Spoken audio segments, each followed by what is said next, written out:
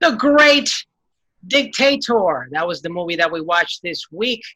And I'm here with your lovely, lovely, lovely host. We have El Dondino in the building, JP Saruno, Naomi Guerra, and Jason Eccles. Raise a hair. And I'm Steve Des. And how we start every meeting, the Great Dictator was picked by El Dondino, Dino right there. Why did you pick this movie, man? It's was one of my favorite movies. It had probably been close to 15 years since the last time I saw it. I grew up watching Chaplin and uh, Three Stooges, and I was gonna say in Spanish El Gordo y El Flaco because I couldn't think of their name and Lauren Hardy. So I grew up watching all these like black and white comedians movies and all that, and I hadn't seen The Great Dictator until I moved to the U.S.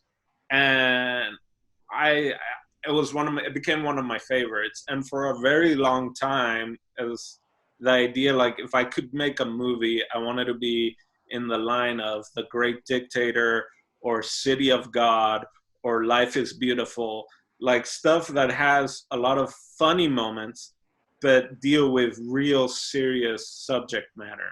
And just for me, those kind of movies, those kind of artists are what I really resonate with, that can take just these horrible issues that are going on and spin it, and not necessarily be like everything's okay, but just like this is another way to look at this, or maybe we can start a conversation about this if we do it in a lighter tone, or if we do a satire of it. So it had definitely been one of my favorite films that for a while, and I hadn't watched in forever. So when this came up, I was like, oh, you know what?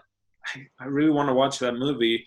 I think in the times that we are right now in the world, there are a lot of people that are getting into power that are very power hungry and stuff like that. So this is a good way to, I don't know, just see what Chaplin came out with his movie in 1940. So it was like pretty early on, like it was filmed in 39. And while filming, Hitler invaded Poland and then maybe even France, if I'm not mistaken. But I mean, the fact that you are able to come out with a movie while history is happening and it still be relevant, at least I think it's still relevant today, is the reason why I picked it. I didn't write it down like someone else because I wanted to be more in the moment. You know? Organic. Yeah, more organic, which might not be the best idea when speaking English after a couple beers, pero ahí vamos. Vamos, vamos. So, guys, first impressions. First, I want to say some on my side because you mentioned things. I haven't seen City of God, but Life is Beautiful is one of my favorite movies of all time. It's actually, if you see IMDb's top 250 movies or whatever, it's like very high up there. And The Great Dictator, watching the movie, I started like realizing that parts of the movie, not the whole movie, but parts of the movie I've seen before when I was like younger. Because I grew up a big Chaplin fan. Honestly, like Chaplin, I could say is like one of my biggest inspirations to get into film. Because I'm like, he commands so much attention and presence when he's doing his things silently. And if you have that type of power and drive, like you can make anybody watch anything. And I was just like, man, I want to make films like this guy. And watching this movie, and I was like, this is such a freaking masterpiece of a movie. The fact that it was made in the 1940s, insane. Because there's insane choreography in this movie. There's so much things that I go like, man, just to make this movie in the 40s, I can't even imagine like the process of it. Because now to make a movie like that is way less harder. But at that time, and with a war, the depression coming out of it, all this stuff, it's so insane to me to even think to make such a film at that time. But definitely this was one of my top movies of all time. I enjoyed the heck out of it, and this is the first time I legit seen the movie from beginning to end. Because for what I remember as a kid, I just caught like kind of clips here and there.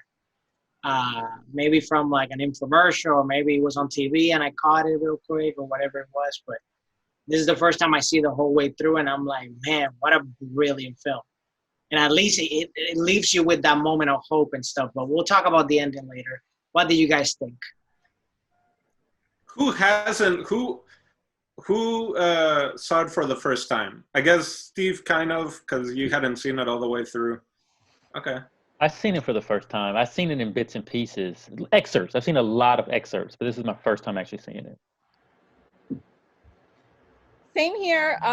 It was my first time seeing a Charlie Chaplin film.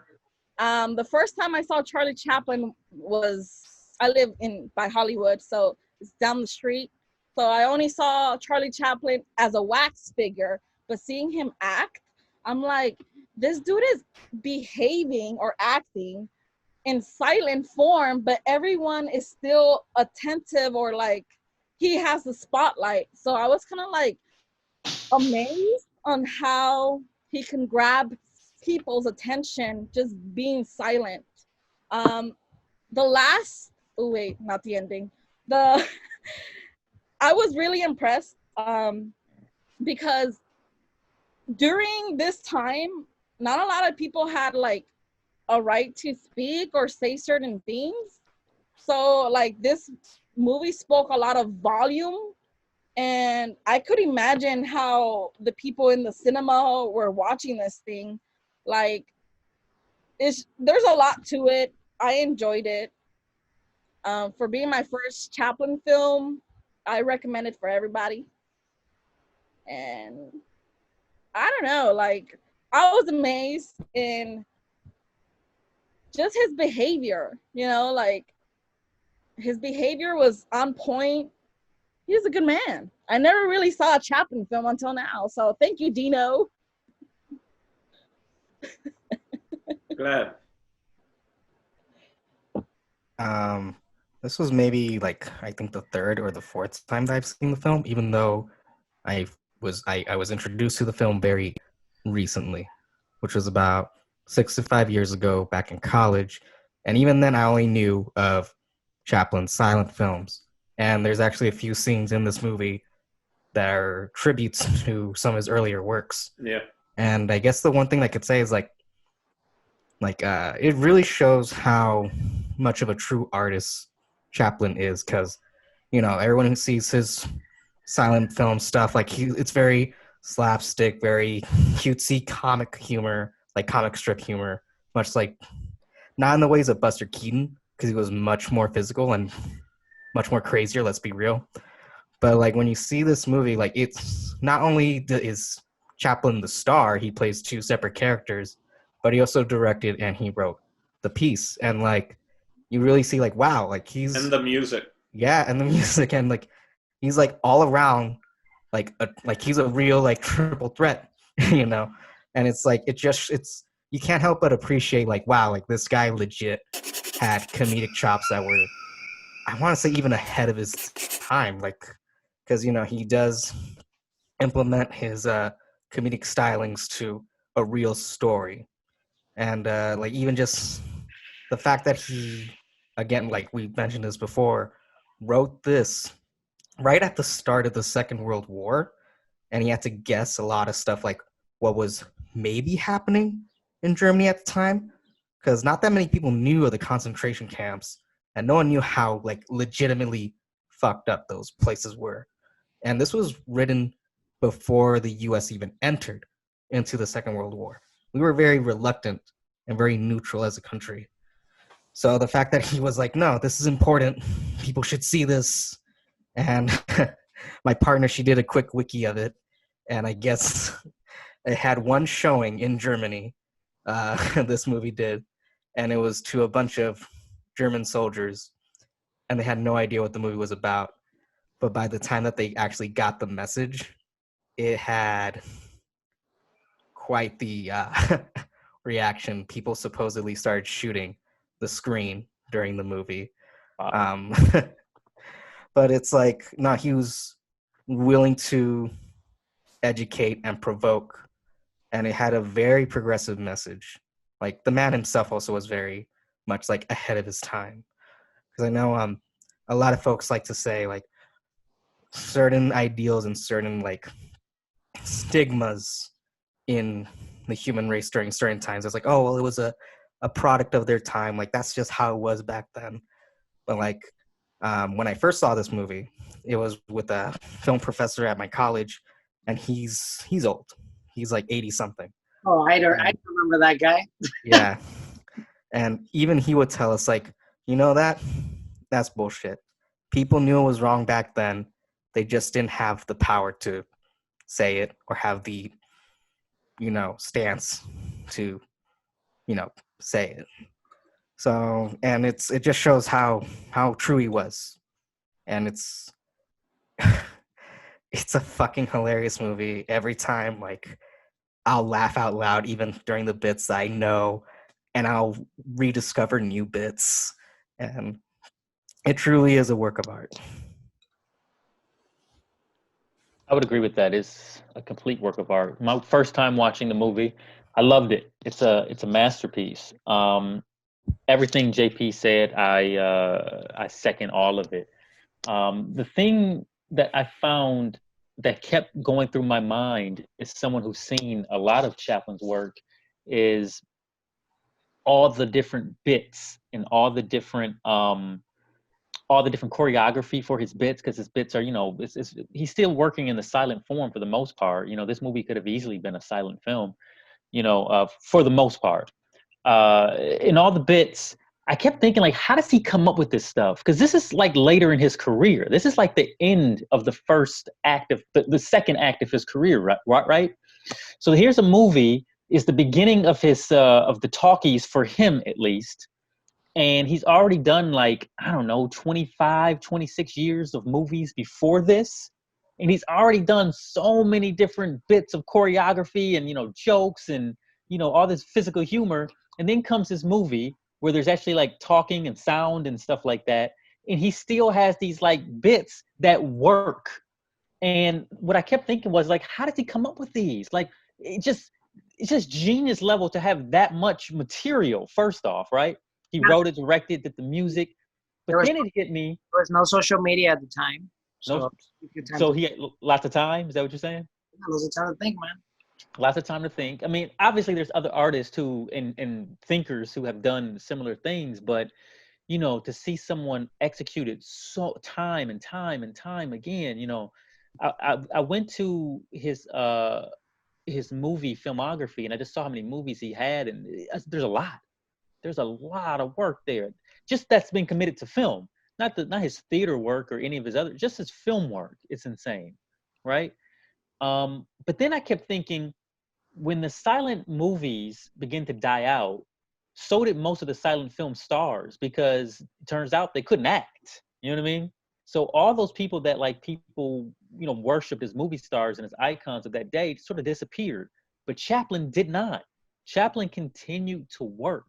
And that's a testament, I think, to this, to him and to this movie, because, I mean, I don't know how the movie was received at that time, but all those jokes, I still laughed out loud at much of what he was doing, because physical humor will never die. It's just, it is what it is, and it's brilliant. There's just not that many physical comedians left.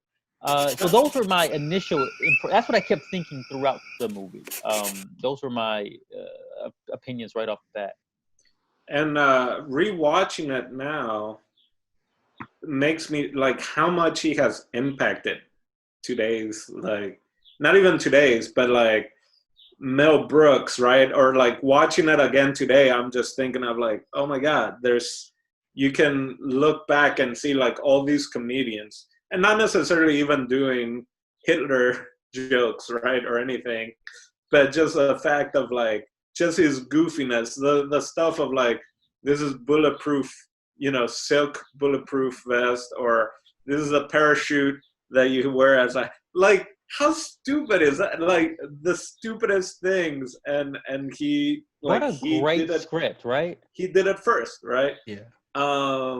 And so that to me, I kept thinking while watching it yesterday, uh, like just like, oh my God, I see where so and so got so and so, you know, like where people that are, I guess, definitely younger than he is, but that I grew up more focused on as a younger adult. I'm like, oh, this makes sense.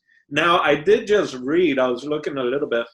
Apparently, he got him and Luis Buñuel or whatever, and Salvador Dali, all those people around that time period, they saw this, it was a Nazi propaganda film in like 35 that came out, and that apparently was horrible.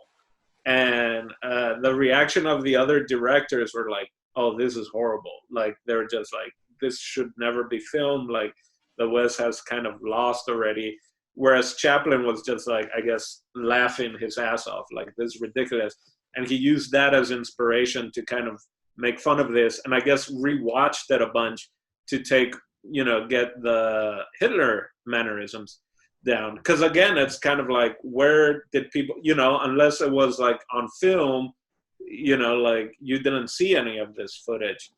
But it did say that afterwards, Chaplin said, because it came out in 40, he filmed it in 39, and it was about 6 months of shooting, right? But they didn't exactly find out the whole deal of the concentration camps and Auschwitz and all that. And I guess Chaplin had said, if I had known to the point that it got, he was like, I would have never done this film. Like, so even he, you know, like he did it with just the little bits of what he saw, of what was said about the Jewish people and all that. And apparently it even talked about how in the early 30s, Chaplin went to Berlin to show his other films or whatever.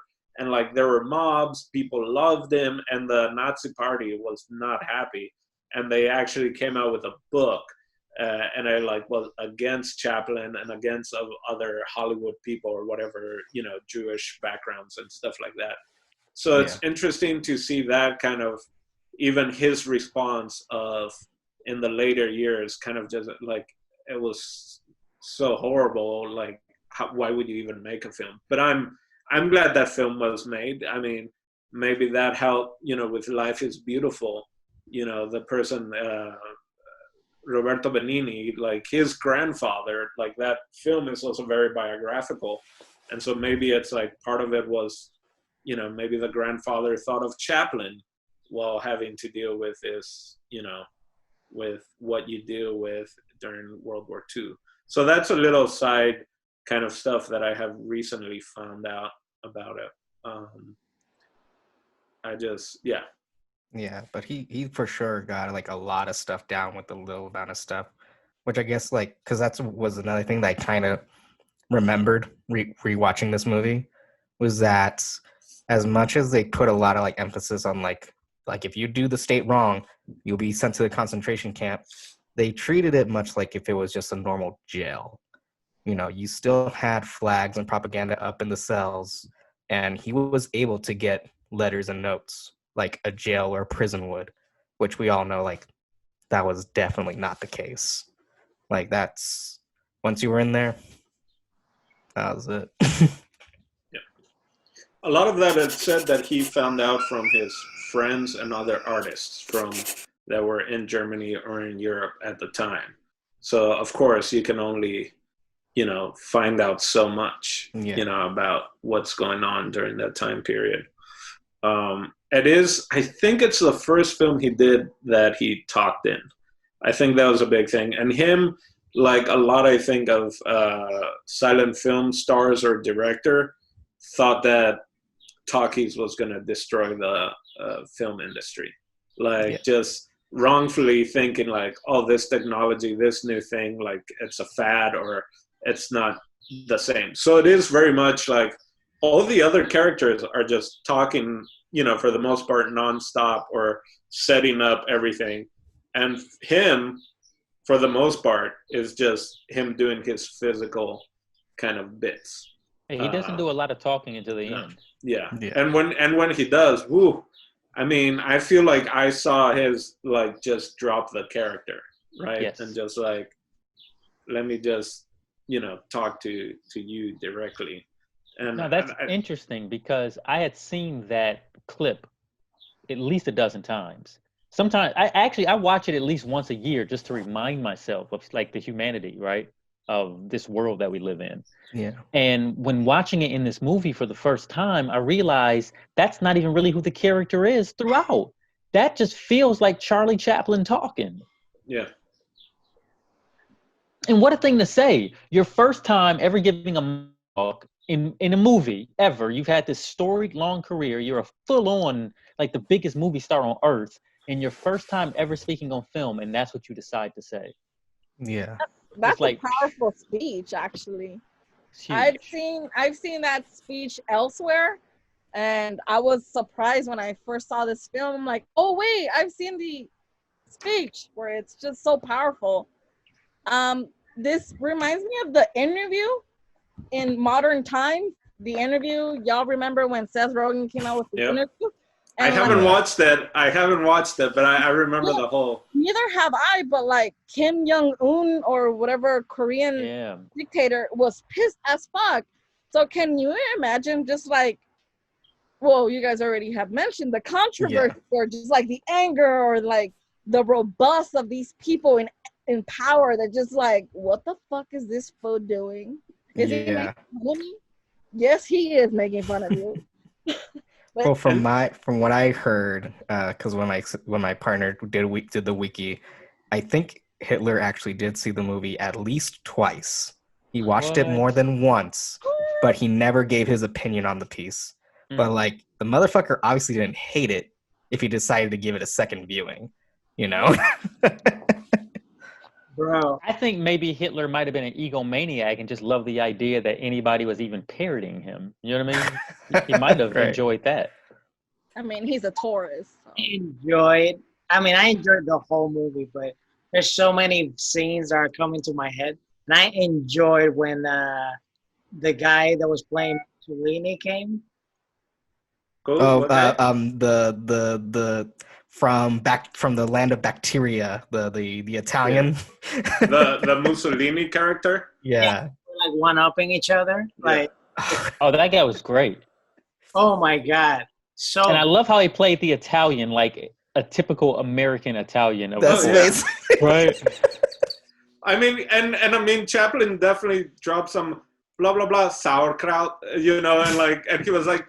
And the Italian guy was dropping salami left and right, and then at some point, banana. You're a banana, and a salami, and a banana. He said Vienna sausages at one point. Oh, yeah. Yeah, I kept on getting, like, very much, like, New York Italian vibes off of that guy. Yeah. Like, not even just Italian, like, New York Italian. But that made me think, I was like, because we've all seen those bad impressions, right? Like, even Conan does his German, and, like, just, like, was Chaplin the first to do the whole salami pick, like maybe, or is that just like everyone that was their impressions of the Italians or of German, so he's the first one to like put it on film. Maybe, but oh my gosh, those gibberish moments, they were fucking gold. Yeah, like I wondered like maybe if this was improvised or not, but it was like it was it. Okay, all of the German stuff. Oh my gosh, that's hilarious. My partner said that, all his German gibberish was actually improvised, but it sounds too good to be improvised. Like, it's so fucking great. The amount of time that Chaplin spent in coming up with bits or just making sure everything was right, like it's improvised, but he focused so much on stuff, right? Yeah. That it had to be to a certain level for sure. And just, it's so great because it's like you see that in leaders that are so fickle. Just the idea of the train going back is like, there is no carpet. It's like, quick. And then finally, it's like part Looney Tunes, part like Bugs Bunny and all of those people, and like, I gotta wait up for my carpet. I was like, oh, that's the size of your tanks? Oh, you know, like, it was just, it's so silly because it's so true. They're in the plane upside down, and the dude is just thinking about like the girl. Yeah. the daffodils spit, yeah. And they survived, which is like even weirder. And then, even before that, when he goes into the smoke, and then he's trying to find his troops, and then he's on enemy lines. Yeah, that was great. How great was the plane crash? It reminded me of 1917. I feel like they're almost identical. It was such a good plane crash. It looked so good. Yeah. I don't think that was a model. Like, I'm pretty sure that was like a real plane that they crashed. It looked amazing. I gotta like rewatch that moment, or at least do some research on it, because it did seem very much rehearsed or planned out, where the plane does crash upside down. Mm-hmm. But you could tell, like, no, that's not a model. Like, that's definitely like close to real size, if not actual. I mean, their stunts were, there's the big Buster Keaton stunt of where the house collapses and he gets dropped on and the window falls through him. The cameraman was like, I'm not gonna film this. Like, I can't, like, so like, this is crazy. I'm not doing it. And he was like, all I need you to do is turn the camera on. Right. Like, the cameraman turned it on and left. It's like, I'm not gonna film you getting crushed by a house. So like, they did stunts that were like, you know, almost I love Jackie Chan, right? That's the beauty of Jackie Chan also, of like, Jackie Chan was like, everybody was trying to be Bruce Lee after Bruce Lee died, and he was like, no one can be Bruce Lee. So what can I do that's different? It's like, well, let me try and bring humor to it. And basically, like, if you look at Jackie Chan, he was able to blend kind of the physical comedy aspects of, you know, of Chaplin with the fighting skills of Bruce Lee. Yeah. So, I mean, the stunts, for the most part, are real. It's also practical camera stunts, or whatever you want to. So, like, clearly there were it's not blue screen. They had the projection screens. Yeah, the projections. But there are some insane tricks that they did to film certain effects. I don't remember any specifically from the bomb. Like, the bomb being moved around, rotating as he moved. I think that was cool. Those were good motor skills. Whoever decided to involve, right? That was really good. Like, I was impressed. I'm like, this is 1940s, and they made this? What the fuck? I was really impressed. It was a very clean movie. Like, watching it again, I'm like, wow, like, this, it has aged really well. Like, you know, other than like, you see the certain shots where it's clearly the train or stuff like that. Yeah. They're, you know, it's not as clean. Right. But everything else seemed like really on point. I think the cleanest one had to be, because it's probably a long shot. I do think it's a projection shot, is when him and the SS officer that left the double cross, when Schultz. they're on the Schultz, when they're up on the roof, him and Schultz, and Chaplin goes up on the ledge where that like signpost is at. I'm almost certain that the background is a projection shot. Yeah. You know. How great is that scene where he's standing on the ledge with the hat box on his head and he can't see anything, and he just starts dropping all this man's luggage. He goes, "Don't drop the suitcase," and he, like, by the time he gets off the ledge, he's dropped everything. Not the golf club. I mean, how's that? Like, that's where I'm saying, like, Mel Brooks, Bugs Bunny, just like that's like an improv scene also, where you just add on like the bits. It's like Schultz is carrying like one thing, and then they're like, oh yeah, grab his bag, grab this, here's his golf clubs, here's the hat box. And it's like, and by the time they get to the next part of the roof, it's all gone. He just got even the thing around his neck was gone. the motherfucker had time to escape and defect like it what would have been like the most powerful force on the planet, and he got fucking golf clubs. He I took know, his right? fucking golf clubs. Because then I'm also thinking, like, if they burst in, are they gonna, like, were there names on the golf clubs? Like, I can imagine all his, like, military stuff, but just, like, don't forget the golf clubs. Like, Well, okay, so another joke like that is when the plane lands and he says, quick, the pilot says, quick, you have to get me to the commander to deliver Papers. these dossiers or whatever.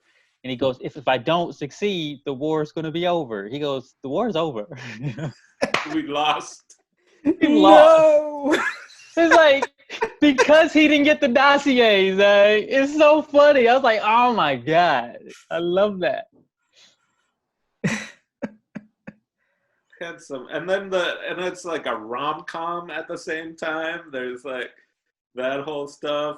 Oh, him like, and Hannah, right? Yeah, Hannah, like, it's like, oh, I like absent-minded people. And he's like preparing for like a shave. Like, it's, yeah. It was, and him combining, like, he combined a lot of his old bits, you know, for also. Yeah. But I mean, they're great. Just like every time he opened the cash register and then he's just like, and then in the cash register, it was everything except money. It was like the brush, he had his toothpick in there, like. No money. Yeah, no money there. He kept pocketing every coin and every profit that he made. Like, he never put money in the register. Yeah. He'll open it and pocket it. So I have a question. You guys said that there was it's kind of a homage to some of his other works and some of his other bits. What are those? I believe when he first actually has when he's performing the shaving on the first gentleman, because the bald one, I think, the first time he's there for a shave. I think that was part of a bit. Him and Schultz on the roof, I think that was a callback to a Buster Keaton bit. And I'm almost certain that Chaplin also did that. And I also, this is maybe a stretch, but I think the plane also going upside down was also a Chaplin bit before.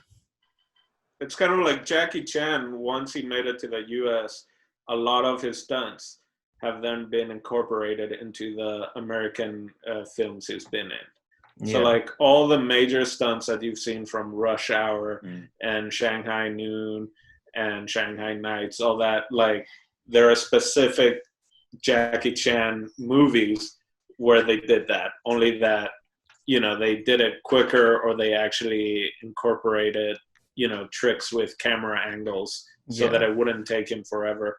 A lot of mannerisms, if you can tell, his character of the barber is partly his character of the tramp. Yeah. And I don't know if this was maybe one of the last times he did that, especially once audio came along, once the talkies came. It was kind of like, it changes the format, it changes that character. Yeah. So you could really see just his little mannerisms and almost like wink to the camera at times of like when he would do a certain movement and then even look at the camera. So that was definitely, I think, adding to the film. And thankfully he didn't do the tramp character too much. I think we only saw that maybe twice. For sure, when we first see him going back to his barbershop, he's even doing the weird penguin waddle with the cane and the hat. And the hat is very iconic, but he almost you don't really see the bowler hat that many times. You only see it that one time.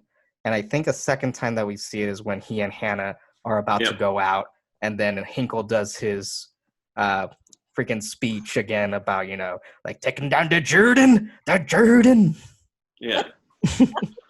And like him getting, just classic bits of like her smashing people over the head and then smashing him by accident also. Yeah. And that's where you see the most of the tramp, right? Is when he was just like kind of stumbling left and right.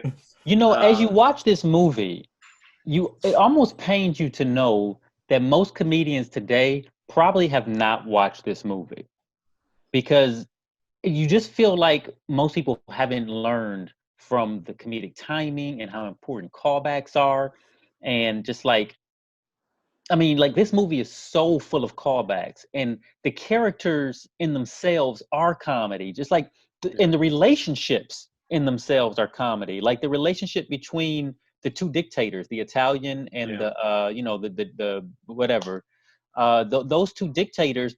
It's all about one-upsmanship for them, Yeah. and that's where all the comedy comes from between them. You take that out, and it's like you lose what the relationship even is. I have one more question for you guys. Yeah. Did you notice at one point of the movie, like somewhere in the middle, when they're doing the Hail Hinkle, at one point for a while they're kind of doing this sort of like flamboyant sort of like Hail Hinkle, or it's like it's really off, and they do it like maybe 3 times in the middle, and then they never revisit it. And that made me start thinking like it was like a Mel Brooks kind of joke, right? Because Mel Brooks would definitely have like this weird Hail Hinkle that was just like just trash, just a trash salute, Yeah. And they only did it like 3 times. The funniest time was when he's sitting at his desk and his right-hand man guy comes up to him and he kind of is like, Hell Hinko, just like that or whatever. And it's like, and then they did it one more time and then they never did it again. And I was like, why couldn't that just been the salute throughout? Just a trash salute. You know what I mean? Well, I think he definitely, he did like this at times, even Chaplin as Hinkle.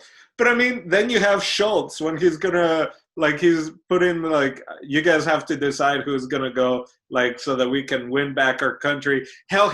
What am I saying? Yeah. Just stuff like that. But I think they did do the salute a little bit more, just I know he did it throughout the movie. Showing off the wrist. Yeah. But I think those might have been done more casually because I think for sure with his secondhand man, no one's if you are with Hinkle for too long, he's not all that there, or he's not as big as he's a big talker, he's not a big gamer. So me that maybe have been kind of it. I know for sure with the Italian character, the Italian dictator, he's not taking him seriously at all. So whenever he does his hiles, trying to one is hiling, the other one's going for a shake, and they're just and they up do that high, too low, too slow. I'm glad you brought up the callbacks because I wasn't thinking that, but it's just there's a lot of callbacks, and in the rule of 3, because you have the bulletproof, then you have the parachute, and then it's even we have this gas. It's the most, and he's like, I'm not in the mood right now, or he's so moody and everything, just I don't even bother, That gas joke is so dark now, especially since Chaplin didn't know about that part. Yeah. It's No, and how that also made me think a little bit.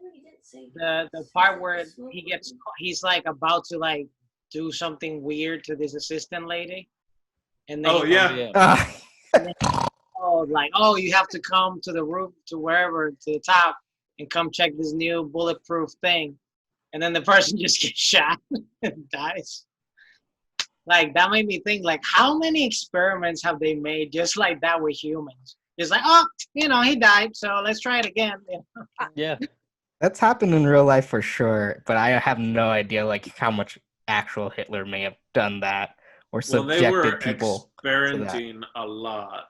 That was a bit. Mengele and all of them did horrible experiments. So clearly, they were definitely experimenting on humans for sure. Now on the idea of here's a parachute, let me jump out of a tower, all that.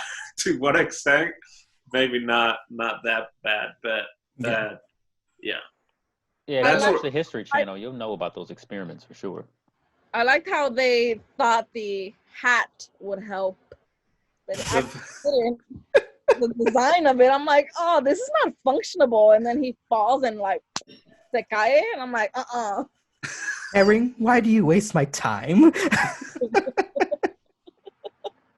Wait, did they try to use the hat? Did they show it try to function? Did I miss that? No, they didn't. It was just, again, the reaction of them. Just because then, again, the first time you see the guy get shot and he dies. So then that sets up, oh, this guy's going to jump. And it's like, you don't even have to show it, right? Like, and they didn't even add any sound effects either. You didn't Right. hear him fall. You didn't hear him land. All you saw was just them looking down the ledge, and that's all you needed. It's like, What happened? like, There's so many Yeah. small funny moments from like supporting characters too, like the fashion designer guy, the guy who builds the inventions, you know, when he's trying to clear out that room so that the dictators could talk and meet over their plans, and he's getting everybody out, and then they tell him to leave. And he goes, "Me?" Yeah.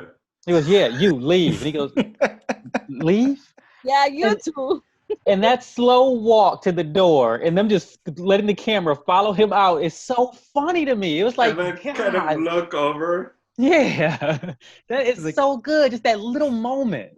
Well, Yeah. that's what, like, so many people have taken, like, the first time you see it, like, he's just full of freaking metals, right?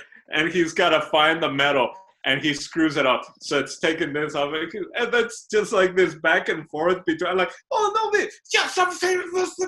And then the next time you see him, he has metals again, and he screws up and starts taking the buttons. Like, not even just Right. like the medals, but like now the buttons are coming off. Like, You don't deserve this uniform. Fuck off.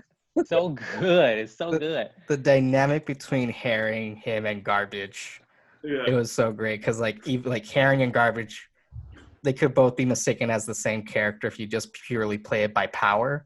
But like obviously one is like really in charge, and then the second guy is just a fucking brown noser. He's a kiss ass. there was and because yeah. he's that, Oh, Was sorry, it? go on. and because he's that, like he's very easy to just fucking kick around. You know, like just treat him as shit. Amazing. But yeah, there were so many like rules of three, like the painter and the The sculptor. like at 3 times, you know, he comes in, they're like gonna paint really rapid, and then he's like, you know, Hynkel, we have to do this, and he leaves, and they're like, you know, like everything was so like planned, like everything was so much of a like this you know, set up delivery kind of type of thing. Another scene that reminded me also, there's so much they took from this movie, man, and they like have redone and redone. Was when he did the whole like almost like a dance with the globe. Yeah. Oh, the globe, yeah. Dr. Evil did something sort of similar in like Austin Powers. Yeah. Oh, yeah. sure. Good. Yeah. I mean, that's one of the most famous scenes, I think, from the movie is that a lot of, especially cartoons, have definitely, I feel like, taken from this. Them on the barber chairs, just kind of like seeing who is taller, you know.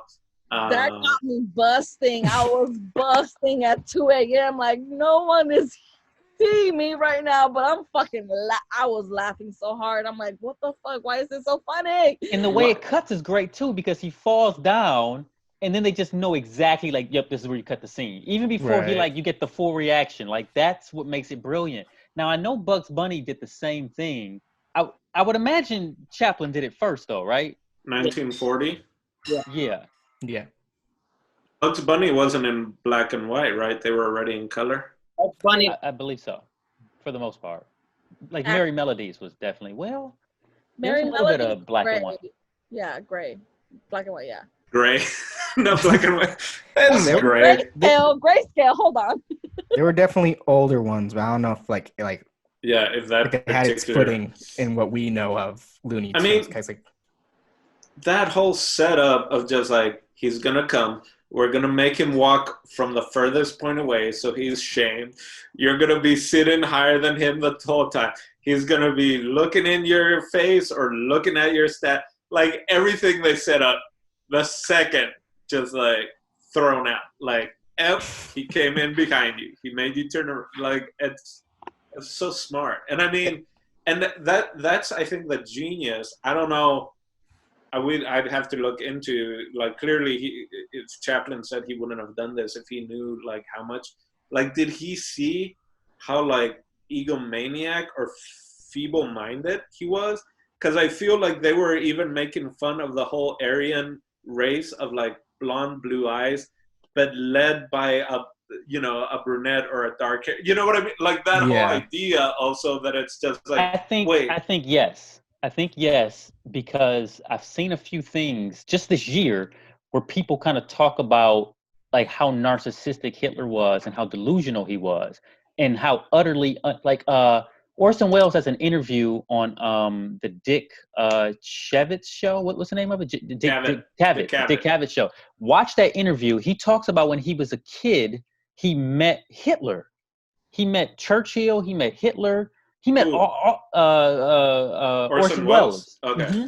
And it's amazing. And he's like, yeah, I sat next to Hitler at a dinner function. He's like, what did you think of him? He goes, honestly, not much. He goes, like, what do you remember about him? He goes, not much. He was utterly unimpressive. He was kind of a dimwit. Like, no one was impressed with him at all. Like, he just was like kind of a nobody. He goes, so the fact that he rose to power the way he did, he goes, I can't really put it together in my mind to this day. Like he was nothing special. He goes, and I'm not saying that to demean him. He goes, he just wasn't. That's how powerful his speeches were. Because even Chaplin, like, if you didn't know nothing of Hitler, like, you knew that he was at least like, when he had a speech, he fucking rocked it. Yeah, rocked the socks off of those fucking people. And I guess in a way, all you need is the power of words. All you need is that to persuade people to get up on your boat. You don't even have to be charismatic if you know what to say and what to spit. You know what? You're right. It's not even so much of how great of a speaker you are. Sometimes it's just knowing your audience and knowing what to say to them. Like some people, like some guys now, like some politicians, some dudes now that are doing things. Right. Wasn't Hitler like kicked out of art school? Like, yeah. I mean, if you're an artist, you could do everything. And he did fight in World War I, and he did get injured, and it might have been with a plane as well. Like, I think there's some tying with that. Because there's the part of it is that Hitler got not like fully paralyzed, but definitely had some sort of injury or whatever that. And he was saved by a fellow soldier who, like basically till his deathbed, like kept on recanting it, like, if I had known, if I had to give it 2020, I would have never saved his ass. Oh wow. Oh no, it's not about. I didn't even have to go in time and kill baby Hitler. I could have just let regular Hitler die during regular war stuff. I'm just so surprised, like, how, like, clearly they got out the idea of, like, dictators in general usually being all about image and usually being small. Like, I felt like Chaplin seemed kind of short, or they just got really tall people around him. He always, especially as the Hitler character, he seemed small. Like, even those doors were ginormous, and the door handles. I don't know if that was purposely done, but everything around him looked way bigger than him. But also just them flat out, like, talking about what they were going to do, and, like, you need to have you need to throw kind of someone under the bus, right? Like, they just flat, like, you got to say these things about that Jewish people or whatever. Because even at the very beginning, they say something to, I think, Hynkel or whatever, and he kind of like, wait, what, really? Like, at times it's like, who is the evil guy? Is it Hitler, or is it Garbage and the other guy?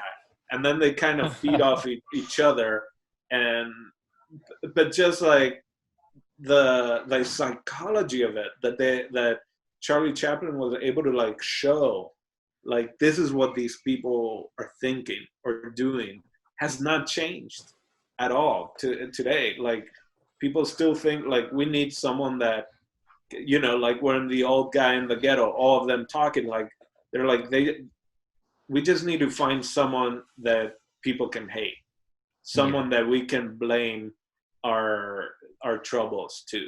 You know what I mean? Like, our insecurities, you mean? Yeah, exactly. And it's still, happening. So, time being relative as it is, it's interesting to think about that this movie premiered 80 years ago, which seems like a long time for a movie to me. Like, 80 years, wow, 80 years of cinema, 80 years ago this movie came out. But then you think about, well, 80 years ago, this, tragic catastrophe happened on planet Earth, and that doesn't seem that long ago. You know what I mean? That was like, there's people who are 80 years old now. To some people, because some My people grandma think it didn't happen, right? Well, that's Yeah. even crazy to mention. But I think So oh, sorry, go on. I think it's interesting that you chose this movie, and it was 80 years ago, and it premiered in October of 1940. So we're like 2 or 3 months away from this being the 80th anniversary of this thing. True. And so in 39, which is when the film was filmed, on September 3rd, France, Britain, Australia, New Zealand declared war on Germany. The movie came out, I think, in September of, or maybe it came out in 1940. But end of 39, that happened. And then in 1940, Nazi occupied Denmark, Norway, Holland, Belgium, and France. Like, it's like this movie coming out at that time, Yeah. like, it's with, you know, as little as news was going across. Like, that's the thing with the interview. We know exactly what Kim Jong-un was thinking, you know, because everyone can see that now. But back then, to just put up this film and it'd be so accurate, you know. Oh, even the whole treaty stuff, right? Oh, so I will take out. Okay, you sign the treaty, or you move your troops out, and I'll sign the treaty. Yes, Yeah. no, you signed the treaty, and what did I say? You said yes. like, Yeah. like all that. Like, it's still the Cuban Missile Crisis basically came down to that shit of just like you move the. These were like strangers. Did they know each other? No, they're strangers from two different countries. It just reminds me of how when you're stopped by the cops and you're talking to a stranger, he has this rule, and then me as a person who's been arrested before, I have this mentality or rule of like, no, I'm not doing anything wrong, officer. But yet again, you're thinking I am doing wrong because it's your mentality state. You know, it's just like, it's how can I explain this? It's just a group of strangers talking to each other that make the world go round. Why the fuck are you strangers in the first place? Y'all should know each other. I don't know. I No, don't you're not wrong. I thought something similar too when I was watching that scene. I was thinking like these guys are basically, you know, playing dictator, playing king, and everyone else is really pawns. They're talking about leaving soldiers at borders and removing. These are real people, you know, that they're talking about just moving around and, well, I'll start a war with you. Well, my bombs, I'll bomb you with my tanks. Well, my planes will shoot your tanks down. And it's like, these are real people and you guys don't care. They're just toys to you. You're just Exactly. toying with the whole world. But that's really how it goes down. That's Yeah. like, that's not even a joke. That's how it happens. That's what it is. It's this whole strangers ruling the world, just like Trump in China, like, and even it's like beyond like this movie at its time is like it's like a baby. It's like, oh shit, what the fuck is going on? Like during its time is like prime, you know what I'm saying? Like it's prime. Like it speaks so much volume, but yet again it's comedy. And yet comedy has some truth to it. Cause like it's some underlying factor of like truth, you know? So I really like this movie. I enjoyed it. The part where he's like, oh no, that's my plane. That's your plane. No, your plane. Yes, definitely your plane. You know what I'm saying? Like, Yeah. so it's like that, and that's legit. That's like real. Like when dictators get together or presidents from other country, they do like this show off type of thing. Mm-hmm. And that's what reminded me of like the interview, for example. That when they had that scene that they're looking at the planes and whatnot, I'm like, oh yeah, they've done that shit in North Korea for sure. Oh yeah, for sure. Didn't we just have a military march in the U.S. like last year? what? Did I miss that? Didn't that happen? Trump wanted to have tanks and everything, but the streets there in DC are not strong enough to have full-on military parades.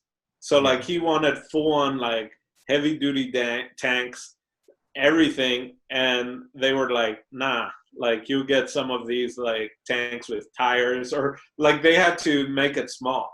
Because then also I think DC was like, we're not paying for that. Like, you're going to put the bill on us. But that's all he's wanted. All Trump has wanted is to have this giant military parade to show how great he is. Because he's gone to these other countries that have shown that, you know, or he's seen in Russia and all these other things. It's like, we have the #1 military. Why can I show off all my toys? Right? Like, that's what also made me think of it. It's just like this poor little man just trying, you know, to show that he is strong is, you know, it's sad and terrifying at the same time. There's some deep father issues there, you know? Yeah. For sure. I'm laughing so hard. I'm sorry. They also did it in because then Kim Jong-un, South Park people did it in Team America. They full on killed Kim Jong-il in that one, I think, and that had a little bit of a blowback early on, but not. How much do you guys miss South Park right now? Like, I need South Park's take on everything in the world right now. I need it. Oh, but tackle it. Haven't What'd you seen say? South Park in a while. The Simpsons have always been right? Simpsons done it. Simpsons did everything first. All right, I gotta head out because I've been paged. I got food waiting. Yeah, me too. But yeah, final thoughts, real quick, or Yeah, let's do final thoughts. You guys want to do final thoughts? Yeah, I'll go first.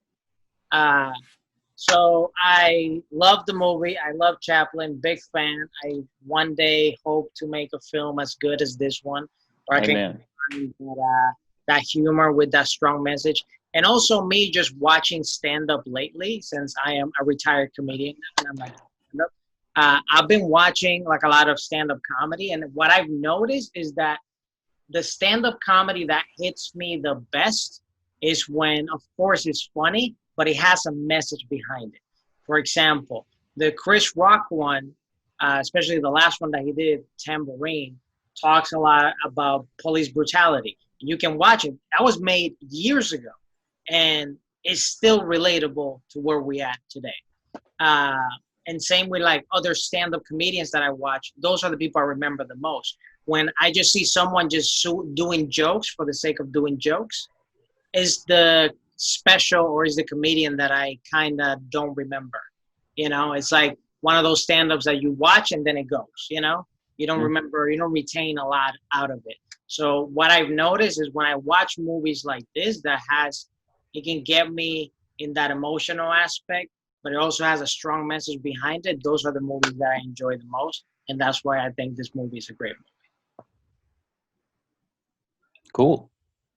There is this Argentinian, Chilean playwright, can't think of his name right now, maybe because I've been drinking, that has a quote that's somewhat like, it's only art if it's meaningful.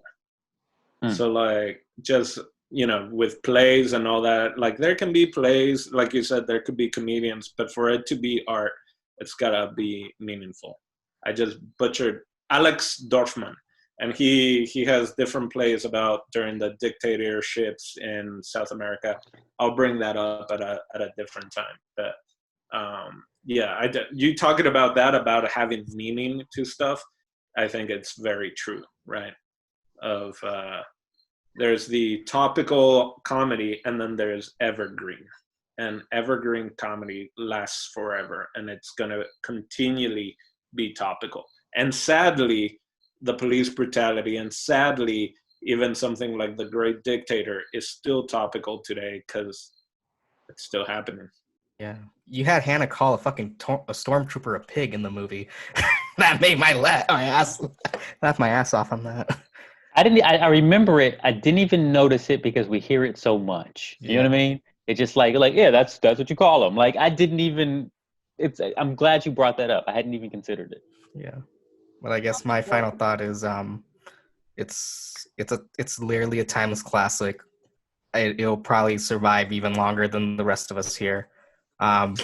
It truly is. It's such a hilarious movie on all fronts, on the physical end, on the writing, and just like especially if you're a history buff, like you'll totally love this movie. And it does have a powerful message that even 80 years ago was like, it still pulls so hard at your heart. And like every character has a important role in the story. Like there's no one with a short stick at all. Like everyone has a big part. And it's just purely like an all around like 5-star film. So it's a work of art, and it's good art. Nina Simone said that it is an artist's responsibility to speak to the times that they live in. And Charlie Chaplin did that over and over and over again with his work. Probably none quite as meaningful as with this film. It is my prayer that one day movies like this and that monologue at the end will become irrelevant. Right now, these are very, very relevant ideas in our culture. 80 years later, you know, we're still talking about them and they still like resonate in a place in our spirit that's tough to deal with, even though it is a comedy. I hope one day that this movie becomes so irrelevant that, you know, our grandkids or kids even will just say like, wait, what happened? Like, this is unreal. Like this, none of this stuff happened. I hope that's the case. Final thought. I'll quickly. I'm glad you guys really liked it, especially people that hadn't seen it. I forgot so much from this movie. Like I knew the storyline, I knew all these things, but like watching it again, I just like so many scenes just completely had forgotten so much of the dialogue. And I mean, I watched this movie like every time. I don't know if you guys do it, but when I date someone, especially back in the day, I was like, "Oh, you haven't seen this movie? You haven't seen The Great Dictator? You haven't seen Scarface? We gotta watch Scar. You haven't seen Cliffhanger? Oh, we gotta watch Cliffhanger." So I watched this movie a lot back in the day, and yeah, I have forgotten so much about it. And like watching it again now, I'm just like, this is even better than what I remember it to be. And I don't know if that's just been like how much I've matured, if you will, or how much time, you know, watching it when I was 18, you know, or in my early 20s to like 35 now, and seeing like me now seeing the world in different, you know, it's like from when I first get a chance to vote to now, and it's even better than when I remember it. Yeah, so I'm really happy that you guys allowed us to watch this movie, because I like it even more now. Thanks for adding this to the queue. As my first Chaplin film, I was really impressed. It made me bust out and laugh at 2 a.m. last night, today actually, and really like there's some silence to it, but yet again you feel the emphasis of what he's trying to say. And even though the times were rough, because times are still rough now, it has so much resonation as to life, like who deserves to live and who doesn't type of shit. Like, who the fuck decides on that shit? No one does. And who makes you a dictator? No one does. Only you can. So, yet again, this movie was beyond its time. I feel like it was like 100 years in advance from its time. And I'm surprised he did not get murked as he was releasing this film, because at the same time, everyone can get like murdered right now. I could get sniped at this as for speaking truth or not. You know what I'm saying? Like, this man had so much power. I'm not saying Hitler, I'm saying Chaplin. He had so much power and like saying what he wanted to say, and he said what he said at the end of the film, and I was just like, I had to record it. I recorded what he had to say, and I'm like, this dude speaks so much truth, but who the fuck decides who lives and who doesn't? And speaking that kind of truth in the 40s, like my grandma till this day can't speak what she wants to tell me because of the fear that was embedded. You know what I'm saying? Like, miseducation is very strong in the world. And in this film, it really like opens your fucking eyes, even though it's a comedy at its time, but it still opens your eyes as like, oh shit, what the fuck? What are the dictators what are these dictators saying right now? Like, what are they trying to say? Like, I don't know. Anyways, I'm pretty buzzed. I hope you edit this part, I swear to God. Thank you. I will hate you if you don't. But at the same time, like, there's so much power to what he has to say at the end of the film where, like, no one can decide who lives and who doesn't, but why the fuck did Hitler did? You know what I'm saying? Like, I don't know. Chaplin was a man that decided to speak his truth, and he spoke it. And he had no, how do you say it in Spanish? Pelos en la lengua, hair on his tongue. You know what I'm saying? Like, he was able to speak truth into comedy, and that is what makes this a classic. You know what I'm saying? Does that make sense? I hope. Yes. He used his platform. He used his platform, right? That's the biggest thing. Everyone's being told like, oh, you're a basketball player, just shut up and dribble. Oh, you're a comedian, well then be funny. Don't tell me, you know, like we're in such a do everything. Yeah. The what? I said, oh, you're an artist, you could do everything. And you what you'd think, right? But people are like, oh, shut up, just do your movies and shut up. Don't tell us what you really think, right? Like oh, do your role in life and shut the fuck up. But what is your role in life? You know what I'm saying? Like, but it's like, do I not have an opportunity to vote because I'm a basketball player or an artist? Does my vote not count as much as your vote? Like, you have a platform on TV and you talk about this all day. I'm supposed to shut up because you're using your platform and I can't use my platform? Does your vote count more than mine? No, it doesn't. So you shut up. Everyone needs to shut the fuck up. He was the Elvis of his time, one of probably the biggest star because it was silent films. So his films went worldwide, right? And it's something like the three most known people, like picture-wise, from whatever period.